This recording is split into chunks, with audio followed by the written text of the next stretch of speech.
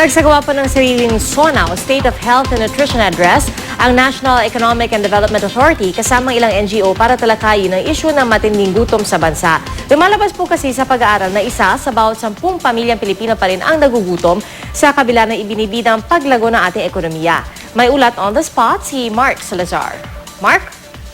Pia, usapang gutom naman ang SOHONA o State of Health and Nutrition Address ng National Nutrition Council kasama ang NEDA at iba pang ang NGO sa lumalaban sa gutom. Sa kabila ng matatayog na economic growth ng SONA ni Pinoy, isa sa bawat 10 pamilya ang gutom, sabi mo nga. 7 sa bawat 10 pamilya ang hindi sapat ang pagkain, sabi rin ng NEDA.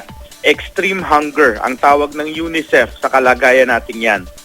At mukhang hindi raw maaabot ang Millennium Development Goal na mawala ang extreme hunger sa bansa bago ang 2015. Alam nyo bang sa bawat itaas ng presyo ng basic commodity, 5 quarter o 1 taon at 3 buwan bago makahabol ang naapektuhang mahirap na pamilya. At sa bawat nawawala ng trabaho sa pamilya, kalahating taon ang dagok sa pamilya na yon. At magpapatuloy yan sa bawat araw na hindi pa rin siya nakakahanap ng trabaho. Kaya nga ang pinakamahihirap sa atin ay yung mga walang seguridad sa kita gaya ng mga kontraktual, sila mga nasa agriculture at fishery at construction sector.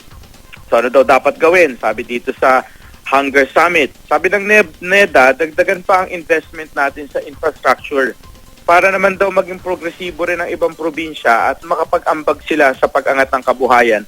At hindi yung puro NCR lang at Calabarzon at Central Luzon lamang ang pinagmumula ng 60% ng sinasabi ni Pinoy na economic growth sa GDP.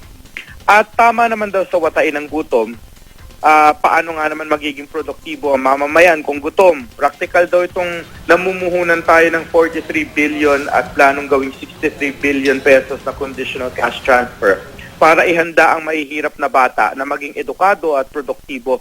At para hindi sila gutom sa high school or sa school, gaya ng mahigit 500,000 daw pala na kindergarten pupils, sabi ng DepEd, gutom.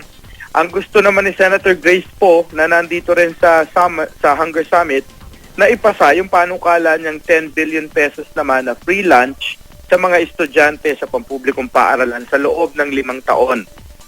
Pero may nagsasabing hindi sapat na pinapakain mo lang ang gutom kung walang oportunidad sa kanilang kumita at bumili ng sarili nilang pagkain sa sistema raw na pantay ang mayayaman at mahihirap sa sinasabing economic growth ng ating bansa. Yeah. Maraming salamat, Mark Salazar.